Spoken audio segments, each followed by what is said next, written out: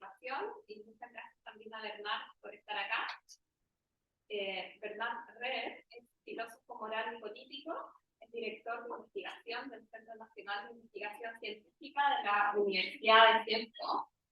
Y hoy día nos va a presentar su conferencia que se llama Deliberación, sobre el mejor mundo posible, entre el pluralismo y la precaución.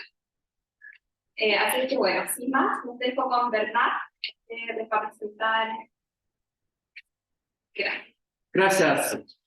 Thank you very much for the invitation. I'm sorry my Spanish is almost inexistent, but okay, we have the Latin of nowadays in English, and it can be helpful sometimes.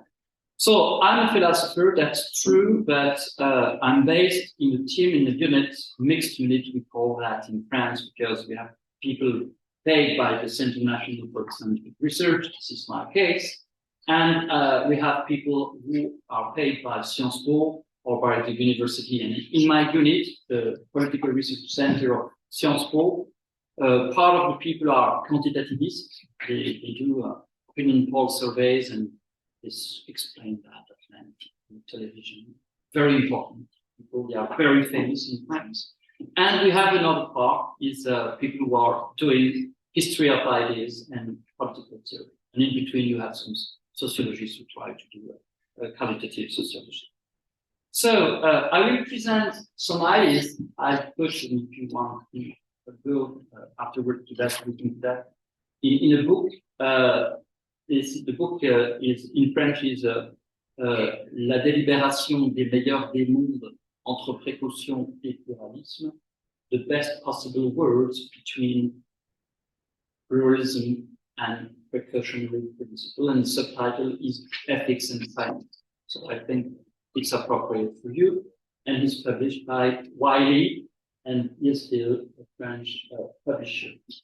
I start with things that are not directly connected with that, but to show a bit the relevance of this word, sophisticated, you will see, for other research fields. Here, for example, we have organized for 2 years a seminar between Sciences Po and Columbia University with Philippe Kitcher. Philippe Kitcher is very famous for philosophy of science, but one day he has been asked to go and to see in the lab in the US what's happened, especially in biology, in computer sciences. You have no artificial intelligence during this period of time, and he was totally astonished, and he decided to move from this very sophisticated question in philosophy of science to ethics and democracy. He has published interesting books on democracy, truth, and science. So we've tried with this project to work on these 2 questions. How might climate sciences better respond with the 2 minutes of the response, to be responsive, to be adjusted, and to be morally responsible to normative senses and vice versa? And how might scientific results and predictions translate and adjust to the needs of political decision-making and the divided body of citizens?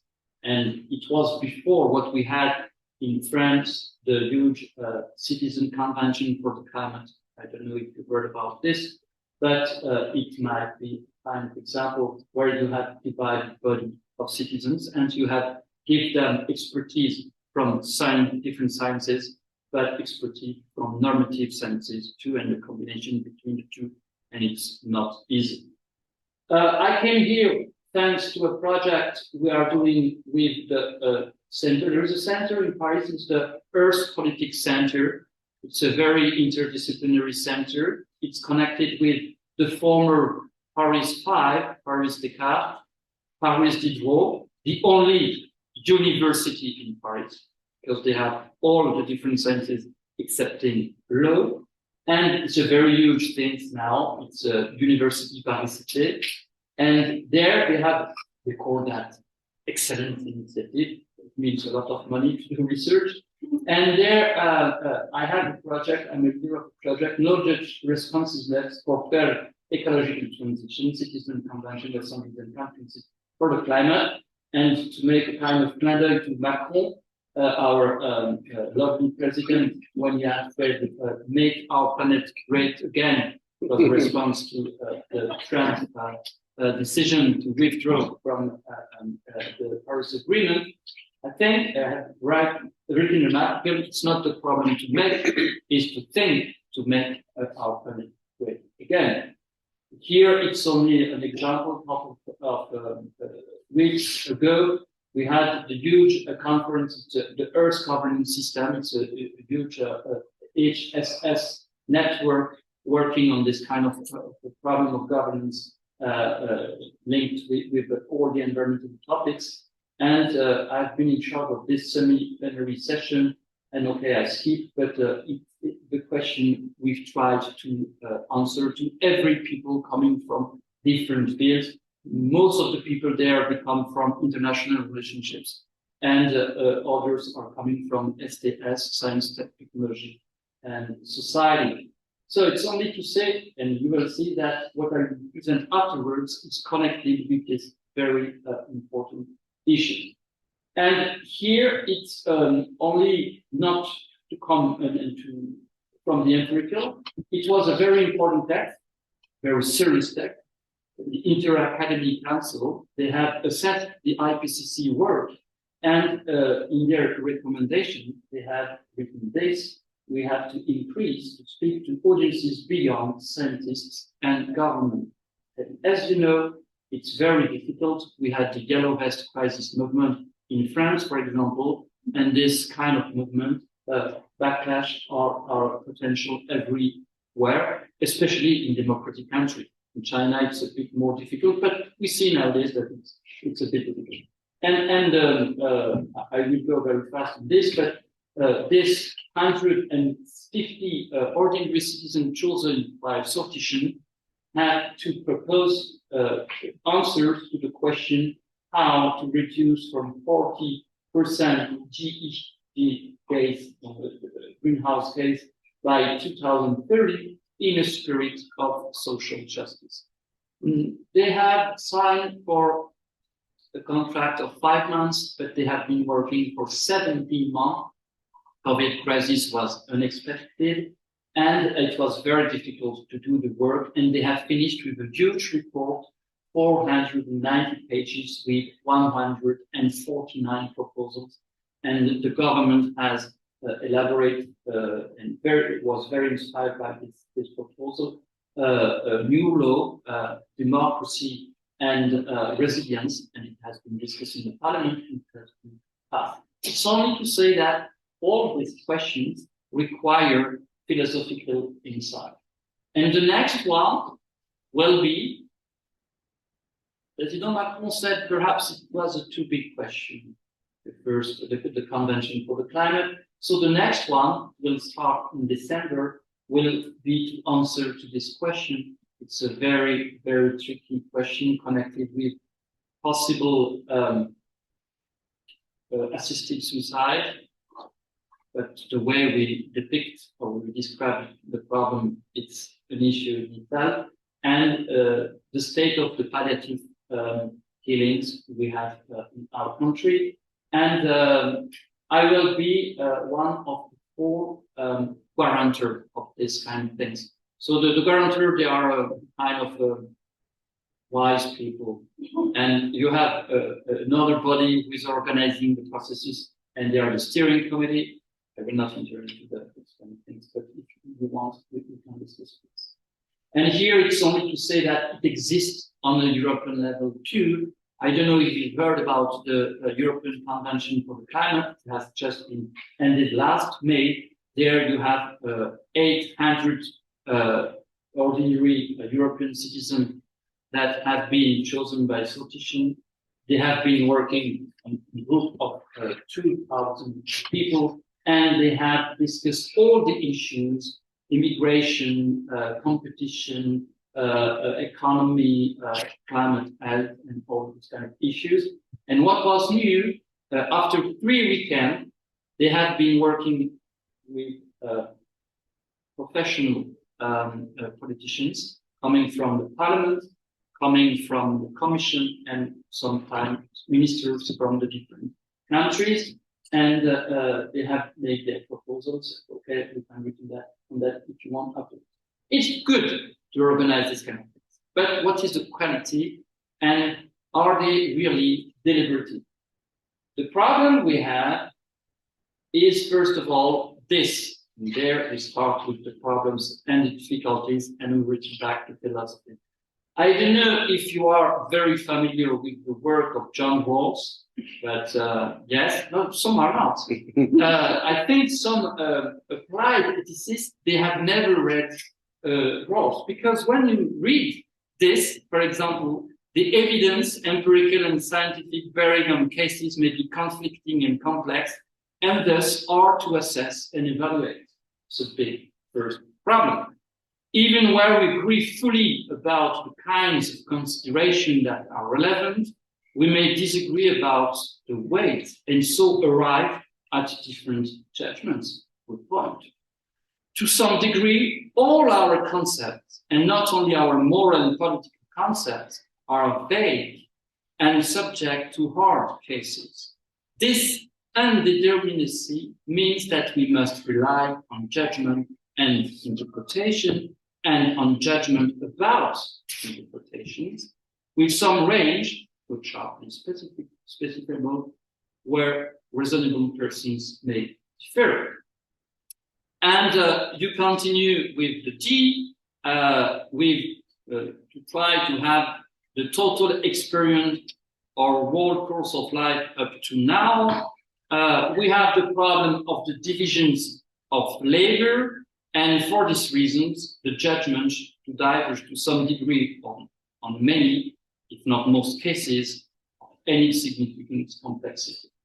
And E, you have the problem that often there are different kinds of normative considerations of different force on both sides of a question, and it is difficult to make an overall judgment.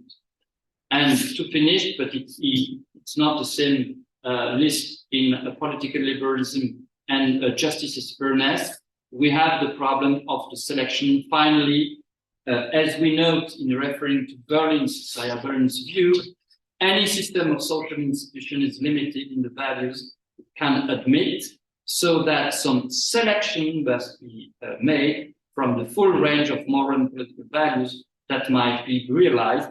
This is because any system of institutions has, as it were, a limited social space. In being forced to select among cherished values, or when we hold to several and must restrict each in view of the requirements of others, we face great difficulties in setting priorities and making a judgment. Many hard decisions may seem to have no clear answer.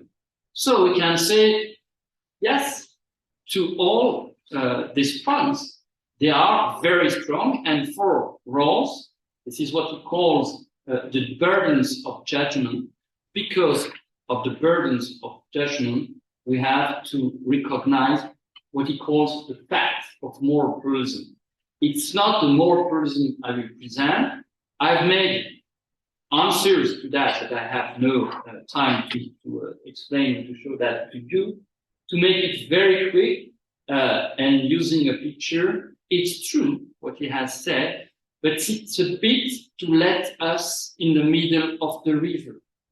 It's true that we have these difficulties and this obstacle, but does it mean that because of that, we have to use a kind of epistemic abstinence and say, okay, since we disagree on this kind of things, we return to what he calls our comprehensive doctrines.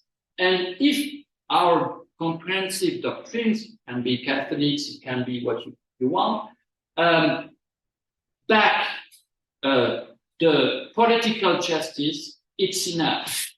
We have not to enter into the details. You have an opponent, it's Jürgen Habermas, as you know.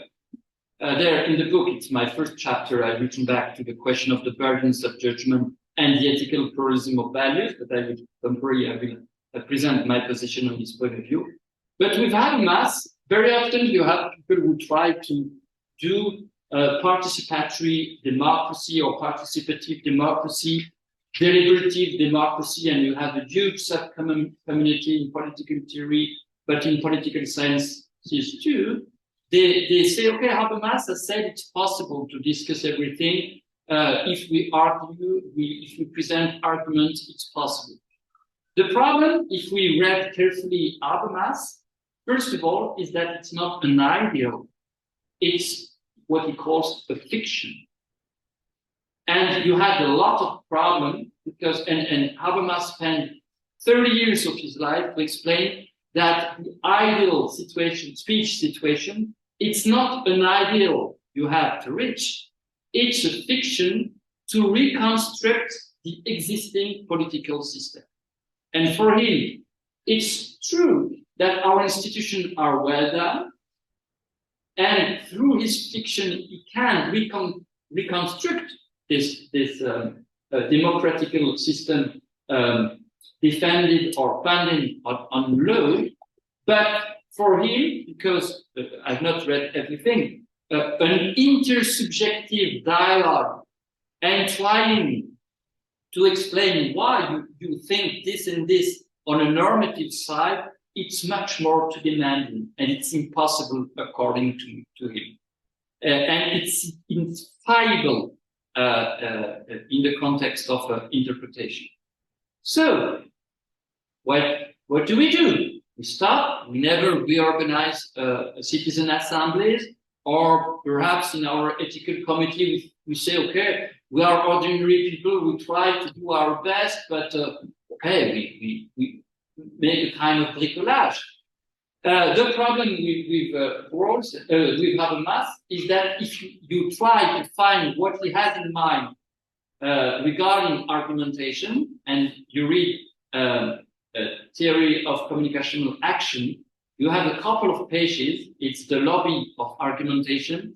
Read it if you want. It's not current at all, and you have no definition on argumentation.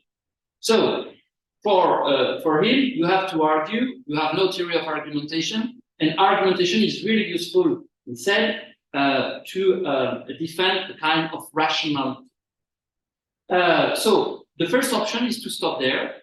A second option is, like with Rawls, we know that these difficulties are real, but we will try to use other resources. And it is what I've done in this book, in the chapter 6, saying it's much more complicated than what Habermas has thought. If you read good text on argumentation, for example, Stephen Toulmin, you have a description of what is an argument. But the problem there is it's an argument, the arguments are very often field dependent. An argument in biology is not an argument in moral philosophy, or an argument in politics is not an argument in economy. You have something that are comparable, but to be in the capacity to understand what the argument, or to interpret the meaning of the argument, you need to know the field you are in. But with a convention, for example, with ordinary citizens, it's totally interdisciplinary. Sometimes we can say, okay, first of all, we will address the question of the economical background of the ecological transition. And after that, we will discuss on the climate sciences and some controversies we have on this side. But very often it's interconnected. So we have to be in the capacity to co-argument in an interdisciplinary context. Deliberation, I will go very fast, but here it's only to show you that it's a very, very vivid and very fruitful subfield in political theory and in political sciences. Now you have a lot of people who are working on they try to assess the quality of deliberation in parliament, and they have produced, for example, Bechtiger, Jürg and Steinberger, they have produced a quality index of deliberation. It could be very interesting to use this kind of index, for example, in an ethical committee. Here, it's two ways to present deliberation. One is from John Dryzek from Australia. The deliberative turn put communication and reflection at the center of democracy. It is not just about the making of decisions through the aggregation of preferences, thanks to the vote. Instead, it's also about the process of judgment and preference formation and transformation within informed, respectful, and competent dialogue. Okay, I think it's not specific enough, because it's true, it's a first and necessary condition to be respectful, but you can be respectful and not ethical in terms of ethics ad rem when you discuss. And there, I will skip it, but it's the different criterion they have produced to organize their index quality. And as you see, the arguments have a very strong say. You should furnish argument. You have to listen to the argument of others. You have to make logical justification and give good reasons. You know, coming from empirical side after the Grand Débat National or the convention, I see that for many people, many ordinary people, when you ask them, why do you think that? They are shocked for many people. They think it's true what they think. It's not academics or especially philosophers who try, who like, it's their job, it's their sport to defend the position. Many people, when you ask them, why do you think so? It's not obvious. Fifth, you have the force, the strength of the better argument to follow, but you don't know what is this argument when you start. But as I've said before, the problem we have that if we have no ideas about what is really an argument in the theory of math, we can go very fast. Equality, okay, it's much more obvious. So, when I've written this book, I had all that in the background, and I said, okay, if I want to propose something or to reframe the general question in this participatory technological assessment process or deliberative process with ordinary citizens, very heterogeneous population, I think we can frame the question like that. How can we deliberate together with a prior evaluation issued from a large number of actors? It can be persons, but it can be institutions too, with different and asymmetrical abilities and expertise, because we include the participation of citizens, stakeholders, and decision makers, following debating rules derived from different modes of cooperation. And one of the possible modes can be the theory of deliberative democracy. When challenges are crystallized around innovative and controversial or old technologies, for example, for climate change, it's carbon, it's a very old technology, and or political engagements.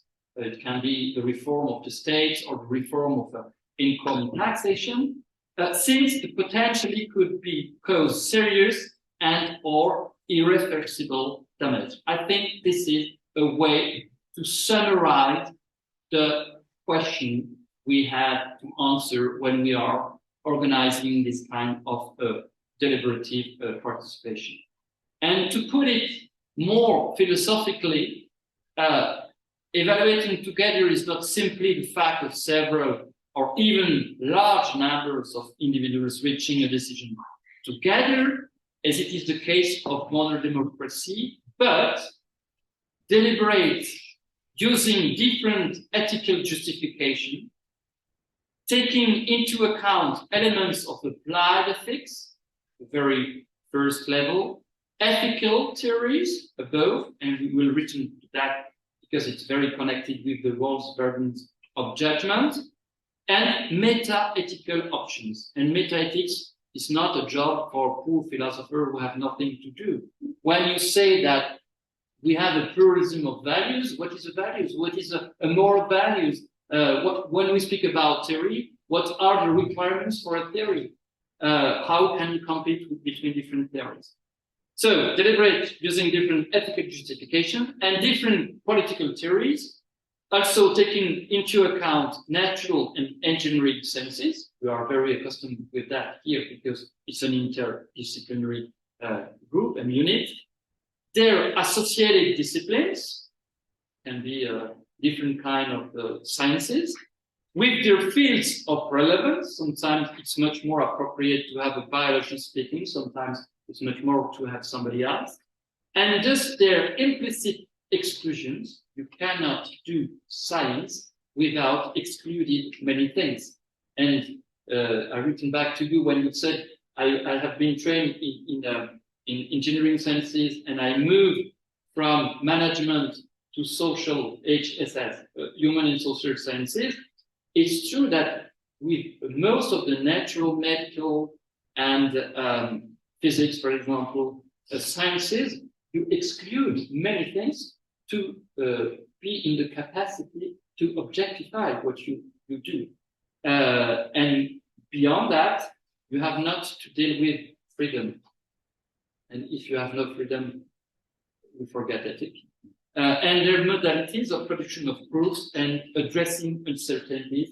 I think the way you manage with the problem of uncertainties is really important. Yeah, I've tried in my book to answer to this general question. So a couple of words regarding what I call normative persons, not me also alone, don't worry.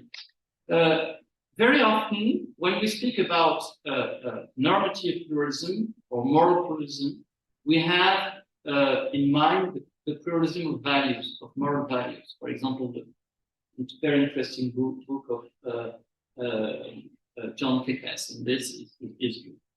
But I've tried to make the general map of all the possible foundation we can have when we do an ethical justification. I will show you just afterwards. And there I have continued the work of Shelley Pagan from Yale University. So the pluralist of value is not monistic. So it does not think that you can have one general foundation or one general value or one ranking of values. This is the monist perspective. And it's good that we have a lot of philosophers that are monist. They are like advocates, they try to do their best. And they think that I'm a utilitarist, it's the best theory, and I'm this kind of utilitarist, and okay. And you can be a deontologist and saying that's bullshit, sorry. Or you can be a virtuosist, or you can be a philosopher of values who say, okay, we don't care about theories, values, or you can be people who are working with intuitions only, and they say, okay, in moral, it's only a question of intuition. And you have very strong philosophers in each of them. And the relativist, it's much more known in human and social sciences. It's all the people who say, okay, we cannot speak about ethics. You speak like that because you are gay, because you are Catholic Orthodox, because you are Jew, because you are I don't know what. And that is the most important thing.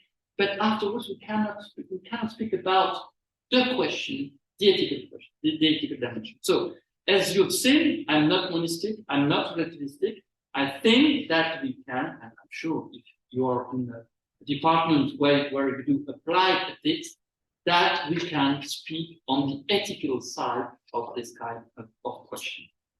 So there, I propose to build this general map to see, first of all, consider the types of entities you assess, and I will show you afterwards some examples, the normative factors, and the foundation in a normative theories. How do you justify the factors, generalize them, and solve the conflicts, the ethical conflicts you discussed, thanks to the normative factors.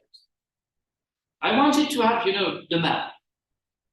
See if you have other factors afterwards. Welcome. So, regarding the type of entities, you can be focused on very different things. Matter of facts, arts, character traits, feelings, institutions, behaviors, norms, can be individual, can be collective, rules, and foundational theories too. So it's what are you looking at when you make kind of ethical? The normative factors, I think they are much more important. You enter into the normative assessment on the basis of perspective towards good, towards just, towards equality, equity, to promote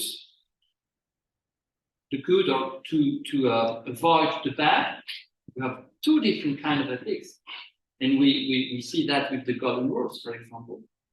Another normative factor is if you are optimistic or pessimistic in the assessment towards the future. And very often we don't see that, but if you are pessimistic towards the future or optimistic, it will change a lot. The consequences and the results, there you see the consequentialist, and in the consequentialism, the family of the utilitarians. The restrictions, permitted or forbidden, the rights converging with moral, and there you have the borders between law and moral philosophy. The general obligations in the contracts, and there you can have the contractualism of roles, the promises, the principles, the norms, and the values at the end, or the virtues, if you are virtue ethicist. I don't see any other moral factors, but if you have one, I buy, if it's good product. But I think with that, you can connect how you will justify or defend your position regarding the type of entities you want to discuss, but based on these normative factors. And you can see that depending of if in the first or in the second, you think that you have only one possibility in the first and one possibility in the second, you are a strong monist. If you think that in the first you have different possibilities, but regarding the factors, you have only one position, it's a kind of weak monism, and you have the opposite too, you understand the game. And if you think that it's for the first and the second, you have not only one possible ranking or one possible factors to take into account. For example, you want to assess what's happening in your department, in your university. You can enter thanks to an institutional approach, and you will assess the department as a whole, or the factory as a whole. But you want to say, no, I'm much more interested about how the different individuals, and some whistleblower, for example, are responsible coming from a virtue ethicist perspective. So I think it's an answer, a constructive answer to what Rawls depicted as an impossible way to discuss on this kind of issues.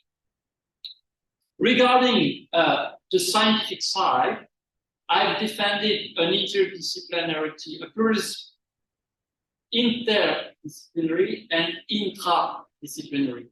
It's because we had controversies among biologists that we had to discuss and to organize citizen assemblies on GM food 20 years ago in Europe, for example. So it means that we have to respect the epistemic pluralism inside the different disciplines and between the different disciplines. And between the different disciplines, you have very often more than interdisciplinarity. It's a juxtaposition of disciplines. The best case is the European Research Project, funded project. Okay, you have a contract for 4 years. You know exactly what the economist will do, what the biologist will do, what the philosopher will do, but it's very difficult to organize the discussion among everything. The different disciplines, and it's very often the case, can be mutually completed Okay, it's a kind of win-win story, cooperation. I need the expertise on the economic side, and I'm a biologist, and explain me part of the reality and what we have to do, and I can give my expertise too. But sometimes it can be conflictual. You can be, as a moral philosopher, in conflicts with economists on different understanding of, for example, the understanding of justice or fairness. So in the chapter 6 of the book, and I will stop now, I've made another step further, is the codependence between the scientific side, science, you understand, natural, medical, biological sciences, engineering sciences too, and the normative science. There it can be law, normative economy, more politics, more philosophy, or political philosophy too, because there you have a huge debate, but I discussed that in the book. You have people who say, okay, on science, we can make discussions, and it's very old. It's a very old question. You have that in 34, for example. This is a dialogue, Socrates and Euthyphro, and Socrates said to Euthyphro, how is it possible that the best friends becomes enemies? I don't know. If we speak about ethics, it will be the case, because if we disagree about a physical question, we can measure, we can weigh, and okay, we can say we are still good friends because we have the methods, we have a way to discuss this kind of thing. But for the moral questions, it's impossible. Okay, we can resist this kind of argument, but until now, you have people in ethical debate that they think it's the ethical side, it's ideology, it's not scientific at all. No, it's a kind of reasoning, but it's another kind than the scientific one. And among the different sciences, you have different methods. In philosophy of science, they have huge debate amongst physicists to move to biology. The way to produce proof in biology is not the same as in physics. The reason that some physicists are sometimes deniers regarding climate change, saying, no, this is climate science, what is climate science? So in the book, I've said, okay, you have not to oppose them.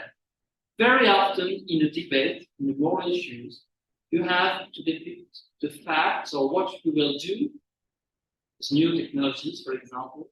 What are the evidences you have? And you can enrich the moral discussion thanks to the fact. But the opposite is true as well. You can, coming from an ethical point of view, ask questions to the scientists, and they will say to you, oh yes, I have to look carefully because I have not thought and I cannot answer to you now. I have to do more research or other kind of research. But it does not, this kind of good balance, codependence, and I'm giving very simple example in the book, this codependence between the factual and the normative side is I think it's the best way to, it's impossible. If you forget the scientific side when you do ethics, you make this kind of science fiction ethics, and we have a lot science fiction ethics on nanos, for example, on nanotechnologies. With artificial intelligence, it's a bit the case too, but they are quicker than with the nanos. I remember well when I was in the political university, federal university in Lausanne for 2 years, and I was listening to ethicists, and I went to the lab and said, oh, but it's interesting what they said. No, it's very far. We are not very far. Perhaps we will never reach the word they are depicting and they are afraid of. And on the other side, you cannot say that, okay, it's only technical and scientific issues, you have not your place. For the place, if we have consumers, if we have lawyers and the lawyers agree, it's finished with ethical discussion. And I let the argumentation things because it's, if you want, we can review that afterwards. But I've tried in the book to say we are very lucky because with the precautionary principle, and it has been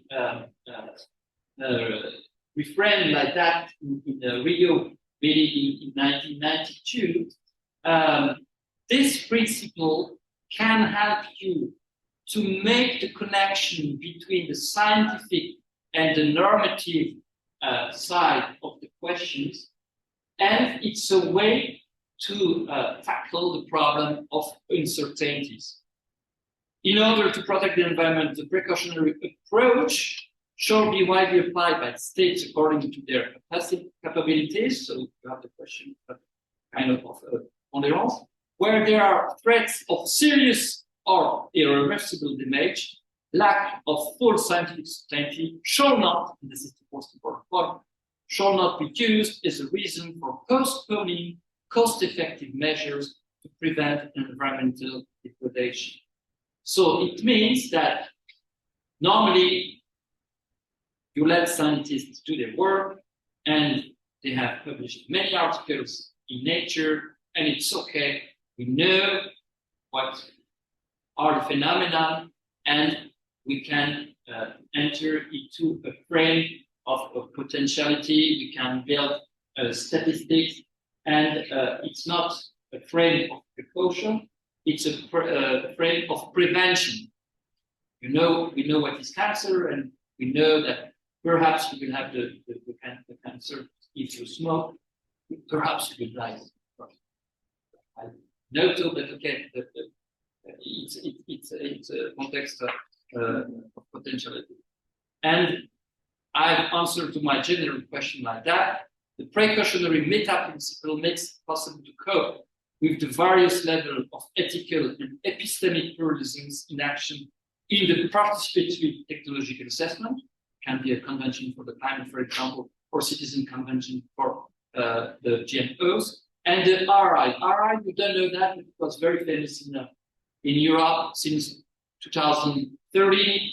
A lot of projects, the former project Science and Society, have been reframed through the kind of flag responsible innovation and research. If you want to, I can research, can return on that. But okay, precaution is a possible meaning of responsibility. It helps us to assess in situation of uncertainty, to make decision making, taking into account each discipline according to its own relevance, with its methodological and epistemic resources, as well its ontological divisions of the reality to come. Because, as I've said to you, the ontology for biologists, it's not the same for physicists or medical researcher of the reality to come. Yes, I had to go quick, but you've seen that you have sub-questions, for example, sub-question of argument. If you want, we can return back to that. This is another thing. Okay, it's for responsible innovation and research, and I stop there. This is for the next book. I'm just finishing now. I thought that, okay, in the theory of deliberative democracy, first of all, they say that we have to argue. But okay, we have other communication capacity. We can offer narratives. We can offer interpretation. So I made some points considering the communication capacity. And when I've done my work, I've realized, returning back to Aristotle, that under the communication capacities, you have the question. What is a question for a biologist? What is a question for a moral philosopher? And it's exactly what we try to do with my colleague with the Center Politics. I've asked them to answer to this question. What is a question for you? coming from this field, and how do you answer to the question? And with that, it's not only a very interesting project for researchers, it's exactly the problem we have in the Convention for the Climate, where you have ordinary people asking experts with questions they are not accustomed at all. Thanks for your attention. I know it's a bit laborative for the siesta.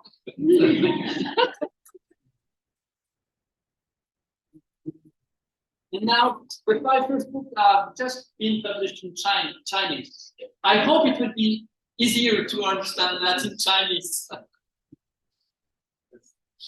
Questions? Thank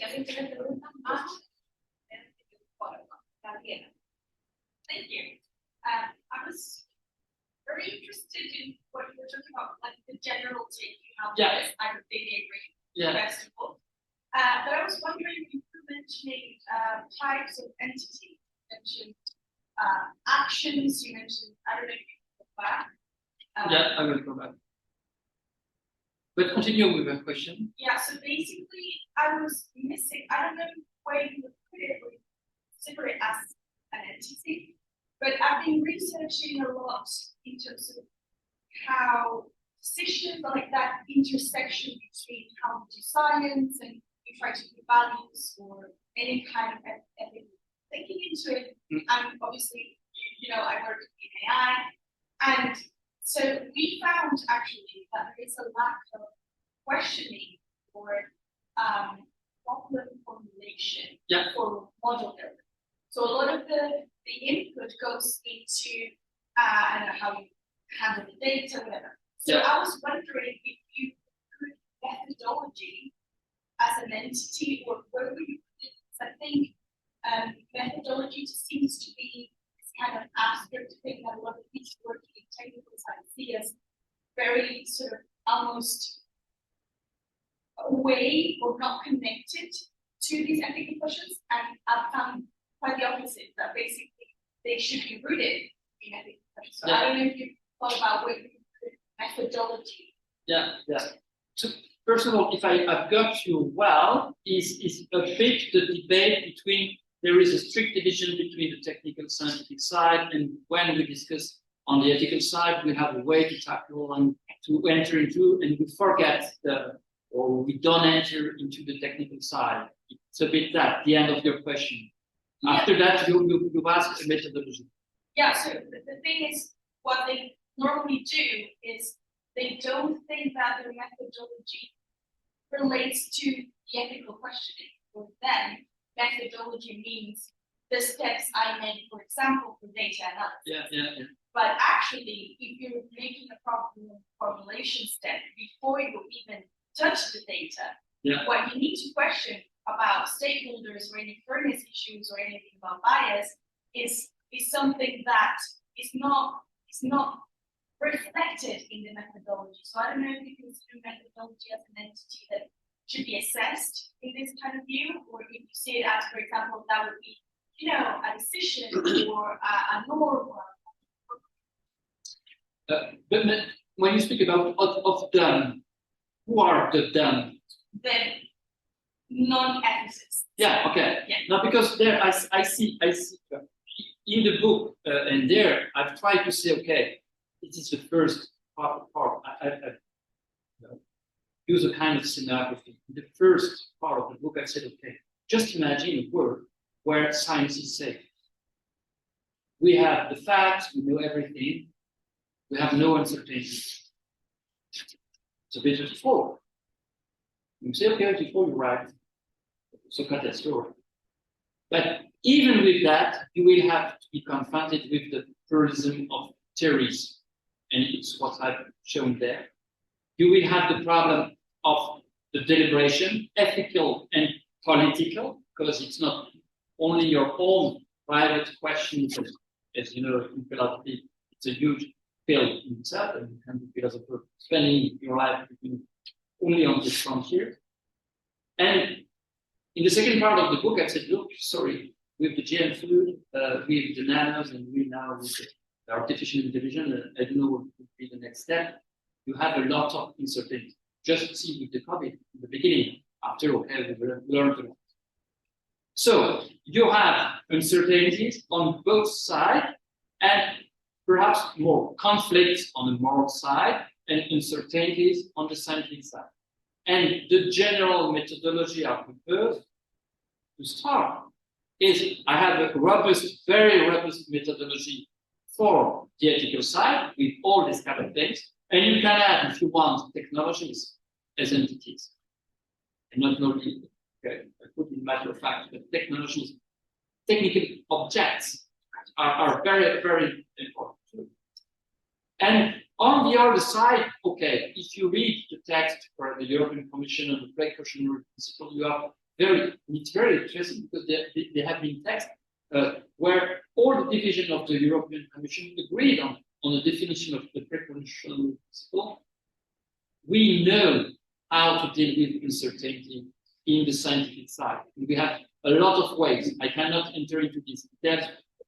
It's one of the chapters. But since we have, with the precautionary principle, something new, we can be in a situation when you cannot wait on an insurance on the scientific side.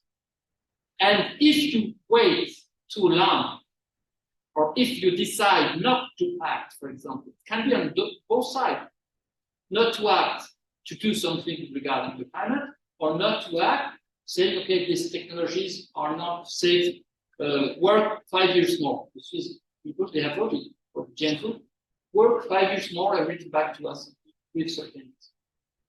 So it's a bit how I will answer to you. I have not, I say, okay, if you can respect this epistemic pluralism, if you can match this with what I've tried to explain on the moral side, you will be conducted in the way to find a kind of common assessment.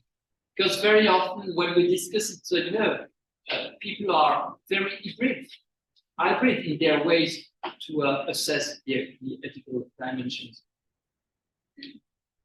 I have a follow-up. Yeah. Yeah. So it is in terms of the debate and public quiz. Yeah. So we have the constituency, and Yes. we have degrees of idealization of the constituency. Yeah. So, for example, we have some people who believe that the constituency should be more idealized and going to have fun, and we have other people like Gerald Dow who should be less idealized. Yeah. And it seems to me that you are more in the Gerald Dow position, that it should be less idealized. Is that right? From what I understood, we're considering real people who have. Yeah, on this point of view, you can say that I'm closer, but I don't enter from the same door. For me, it's not only a constitution and the best way to organize a different institution inside a democracy. For me, is because I came from moral philosophy to political philosophy. The problem we have in political philosophy very often in political theory is that we don't want to open the box of more discussion. And it's true that more discussion can be endless.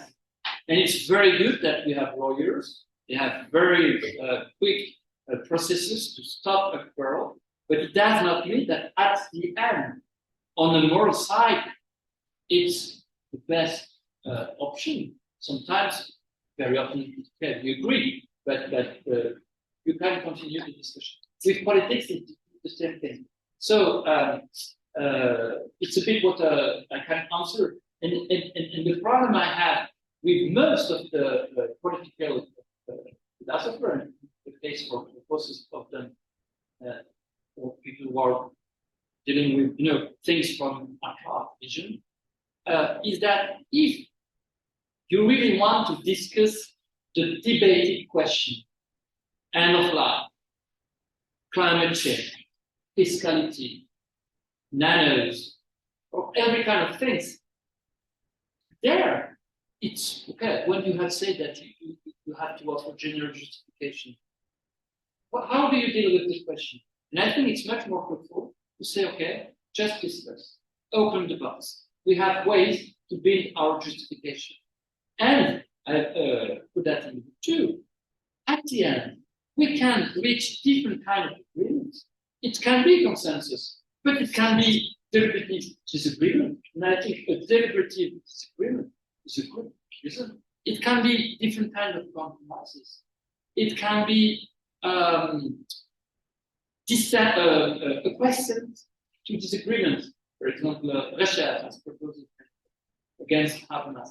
So I'm also glad really to your question, but saying, okay, I play a different kind of sport, but perhaps I'm closer to the one that has a Gaussian.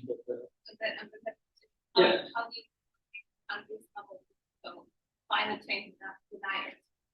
Alors, it depends, because the irrational or unreasonable position for a Rawlsian, it's somebody who proposes things for everybody.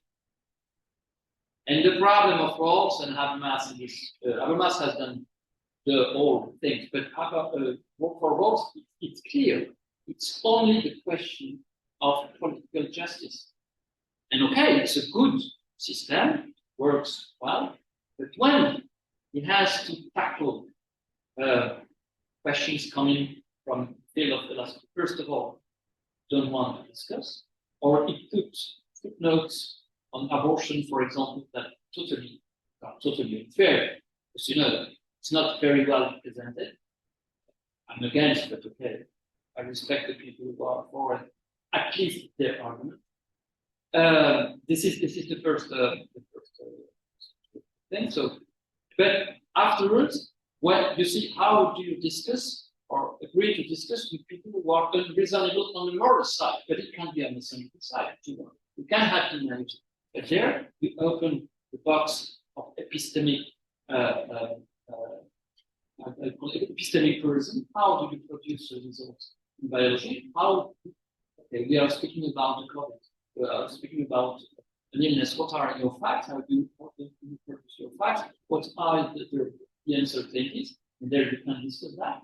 And on the ethical side, I think that you can have justification. And very often in debate, people have not a lot of justification. Very often, we return back to the available arguments we have taken into subfield of right, and we can discuss on that. So, show me that you are rational, or can I show you that it's rational, or the opposite? Thank you. Thank you for your presentation. In your model of deliberation, you say we need to use different ethical justifications, and you say we have to take into account elements of applied ethics, ethical theories, and meta-ethical options. Basically, the ethics in the wide sense. Yeah, but we reconstruct all the flaws. Yes, but at some point, I think we have to make a choice about specifically the meta-ethical approaches that we're going to use in deliberation. For example, we have on one side we have realism, on the other we have anti-realism. Yeah. So I think that we can have a model of deliberation in the level of normative ethical theories that can be consistent with each other. But in the meta-ethical level, I think it can be very consistent to use meta-ethical anti-realist justification for one hand and realist justification on the other. So it seems to me that at some point we have to be modest in some sense. That's how can we deal with that monism if we are going to advocate for pluralism in the model you present here. And the other question is about the first one was more than a question, was not an opinion, but this is a question. The question is not, or it can be. Do you see a risk here of see or take the applied ethics as a methodological approach, because you have here a model of deliberation that I think is very attractive. But the things to me that is basically methodological, that does not deal with deep questions about the ethics, basically. I mean, we have here a model of deliberation, we have these factors, and we have to deliberate, we have to use the data of political science, so on. But the core questions of ethics, I mean, and that means that we have to go very deep into, and we have to make options about, for example, what kind of values we're going to accept, what values are we going to reject.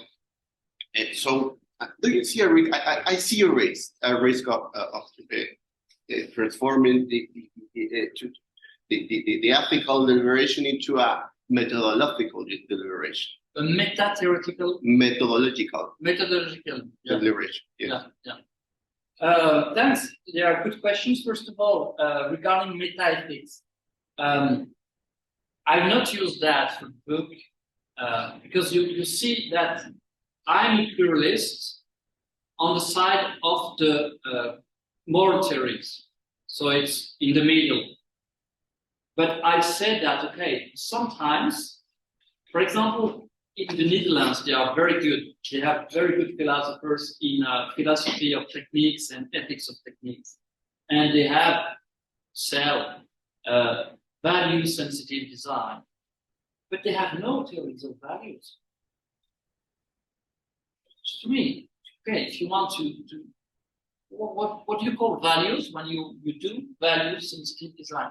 So sometimes you have to open the box to return back to some meta-ethical questions. There was another point in your question is, okay, I prefer or I think, okay, we need more, I prefer to be honest.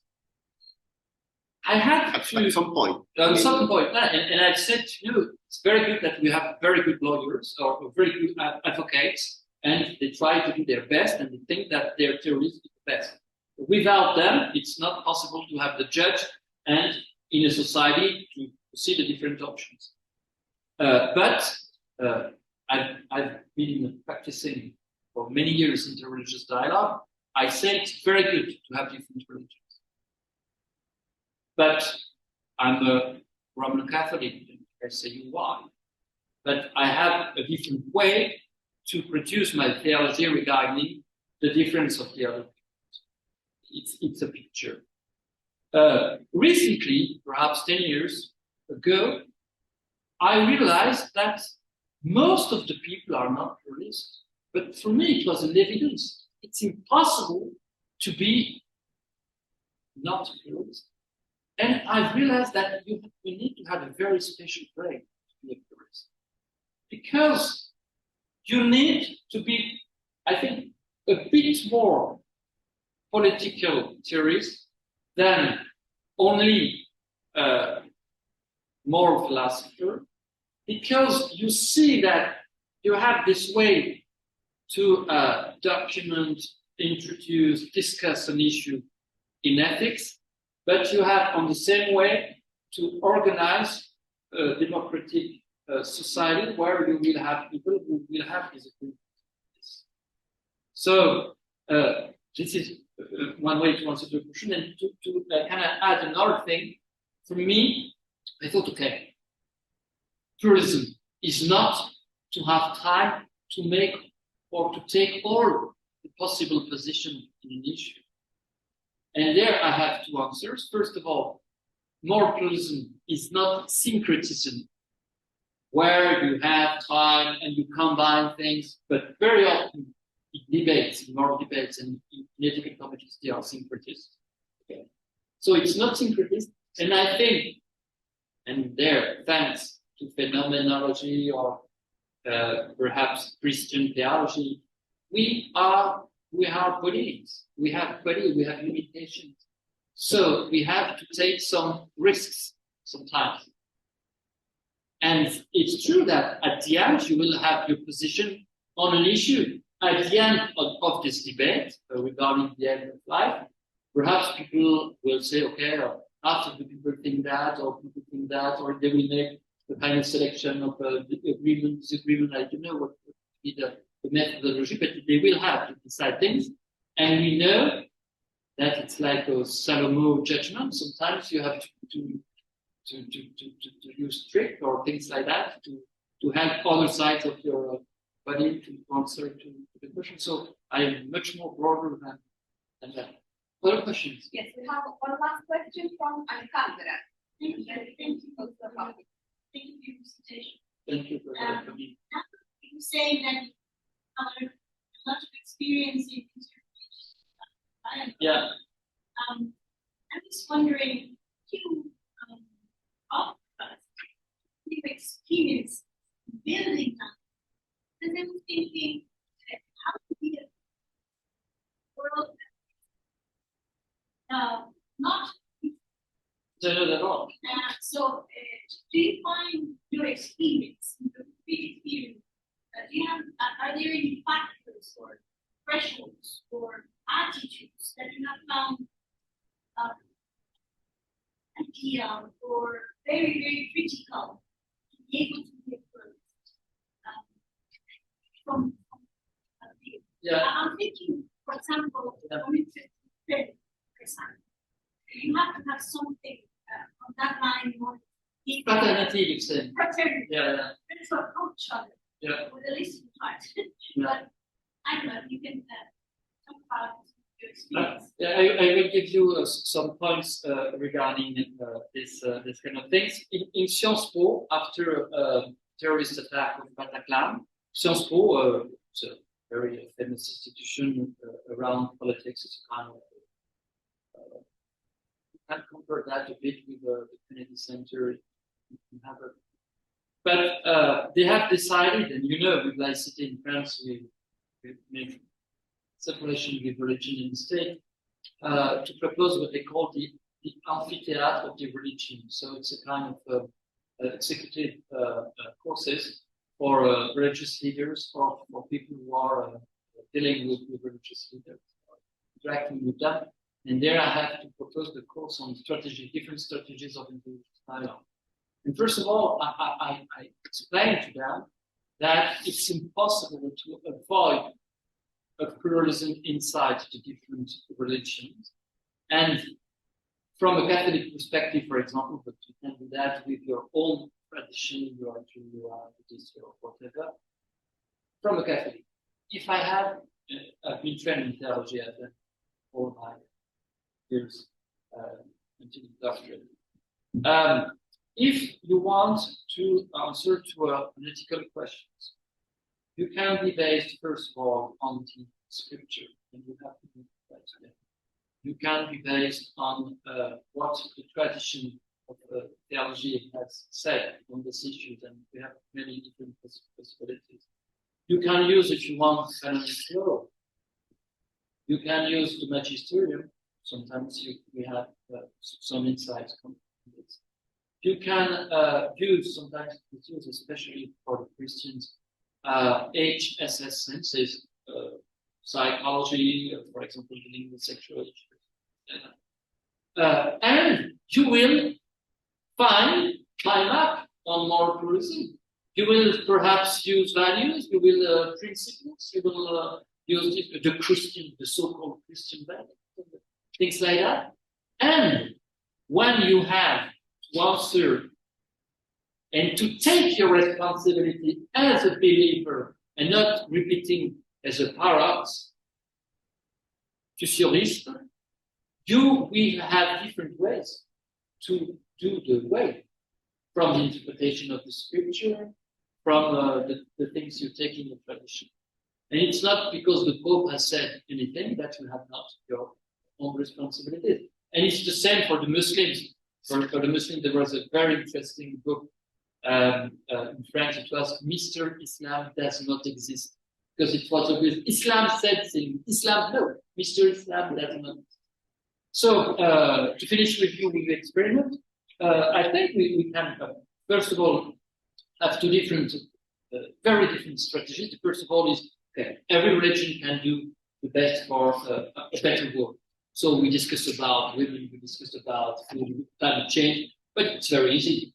It's like, okay, we cooperate, and we never speak about religion. But I say it very often to these people, okay, many other institutions can do better than you, but it's not always true. In African countries, the best network, and when I see this kind of institution, I see the power of the religion. But there is another strategy, and I think it's much more demanding, but much more interesting. What are things that the others cannot discuss? And for example, in France, we had an organized debate around Judeophobia, anti-Semitism, and Islamophobia all together. And it's very difficult because sometimes the anti-Semite acts are performed by Muslims people. So there you begin to have the interesting discussion. And with Deliberation, I was invited to the huge conference organized in Vienna, and you have a lot of Muslims there coming from Saudi Arabia and Gulf. And there, it's not like, I don't know if it's the case in Chile, but in Europe, very often the Muslims are poor in the debate, but there they were strong. And they've asked me to do a conference on deliberation, the difference between deliberation and dialogue. And I think deliberation is much more demanding than only dialogue. You know better who you are, why are you better than this thing. And at the end, I said, have you the courage to deliberate with God? Abraham tries. With Sodom and Gomorrah, sorry, thanks to our brothers, Jews. So we can deliberate with God. I think we have to stop, or I'm ready if you want to explain. But yeah, you have to. Thank you for the opportunity to discuss with you, and I wish you all the best in your department of applied ethics. Now, I don't know if it's the trend here, but in France, we have a reference for a university for what was taken for granted before is the academic, not committee, but the academic, not academic, it's scientific. Well, if you written back, a deontologist, we have a reference for deontology, we have a reference for whistleblowing, and we will have, we never have, a reference for laicity. Scientific integrity, first one. And it's compulsory. We need to eat. You have no, you have decrease, and we need until 2021 to have a reference for scientific, let's say just before, deontology and so you have that here.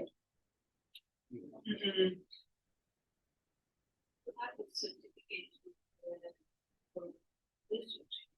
Yeah.